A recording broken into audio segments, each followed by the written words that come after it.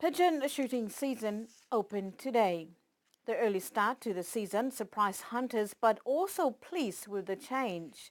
Chief of Police Tony Edwards said the reason for the change is partially to do with the number of pigeons available now as well as the usage of ammunition purchased by the hunters.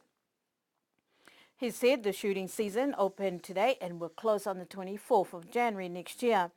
However, he said even though the season is opened for 3 months, the allowance for ammunition still stand at 4 bullet pellets per firearm.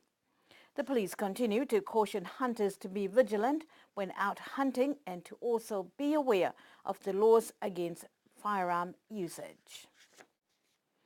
Iglesia Cristiano religious leaders and visitors gathered at the Millennium Hall in Alofi on Monday to commemorate the arrival of the gospel to Niue on a day most commonly known as Aho Peniamina or Aho Mama. The celebrations this year was made more special as church ministers from New Zealand and Australia embarked on the island with invitation from the Iglesia Cristiano Niue. The day, popular with hymns and praise, saw the premises packed with many from congregations around the island. Aho Mama, while recognized for the amounts of offerings from each parish, received a staggering $83,000 this year for its development coffers. However, one of the main reasons for the arrival of the ministers from overseas took place yesterday with the Whanamotu. The agenda revisited the developments and progress of the EKN, as well as the close relationships with many of the congregations abroad. Drama Night last Friday evening has received much adulation to the creators of one of the most popular and admired events during the 39th Constitution celebrations. Public reaction to the drama is continuing to call on more of the fantastic performance and stories told in real life. The interpretation of the history of Niue began with the birth of the island and story told that the king of Tonga in the days of the warrior gods Huanaki and Whao gave up the princess of Tonga to Lofoli, a Niuean warrior with a gift of a coconut known in Niuean as Niu, and advised the warrior Uta e Niue to take the coconut and plant it on his land to provide for his family, hence the representation of the island's name, Niue. Other interpretation of the drama encounter the European story of Captain James Cook, who was met with fierce resistance from the natives, named Niue, Savage Island, a name not forgotten by many a story told. The coming of Christianity to Niue, celebrated on Monday, continue as a prominent part of the island's history in today's religious activities. And part of the performance, the enactment of the British monarchy and the death of the second to last king of Niue Whataiki, the continuation of rule by King Tongia and the decision to embrace the British monarch.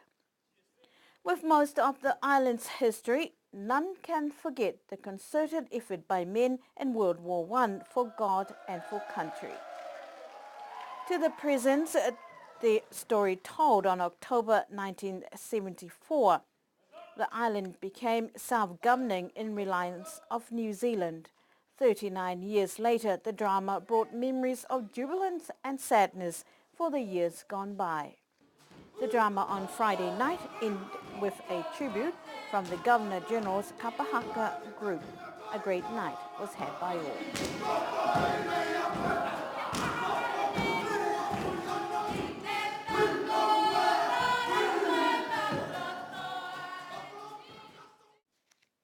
This week's local court took place with only 18 charges brought by the police for traffic offences to assault and a clarification of order sought on a firearm charge. The local court preside every month with most cases facing traffic offences, from driving without helmets, no warrant of fitness, or driver's licenses. However, the more serious offences of drink driving or driving under the influence of alcohol continue to lessen in this week's court sittings. Chief of Police Tony Edwards said the low traffic offences is due to the proactive work officers are undertaking to ensure safety on the road. He said police has continued to crack down on traffic violations, especially heading off to the festive season. He also said the offences has not dropped, but the police will continue their duties to ensure law is adhered to. Some of the cases from the local court has been referred to the Niue High Court, scheduled to start on the 4th of November to the 8th, with most cases involving land matters. The criminal court will have Honourable C.T. Coxhead lead the proceedings.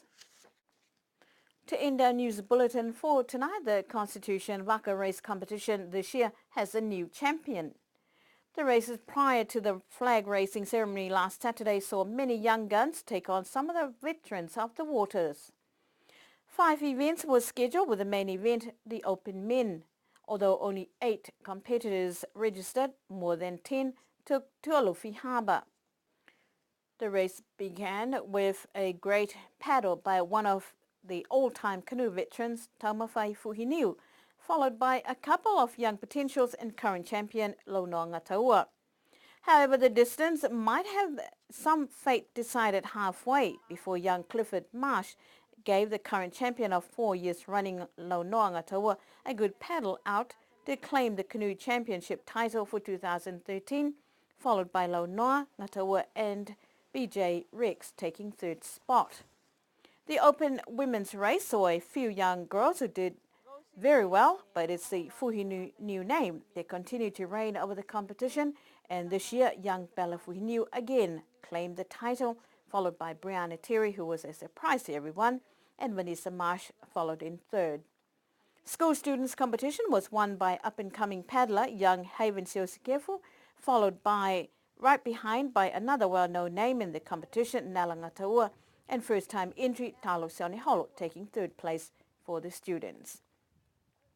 The schoolboys' results was won by William Pasisi, 2nd place to Deva Pasisi, and Siafi Williamu took 3rd placing for the day.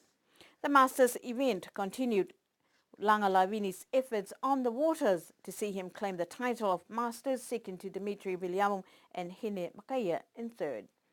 Every year the competition put on a novelty race, which was won by Shannon from Niue Dive, second to Hayden Porter, and 3rd placing to Charles. Congratulations to all the winners and participants of the day. And that's our news bulletin for tonight. And don't forget, you're all invited to the Mutalau Ululauta Show Day up north this coming Saturday. Good evening.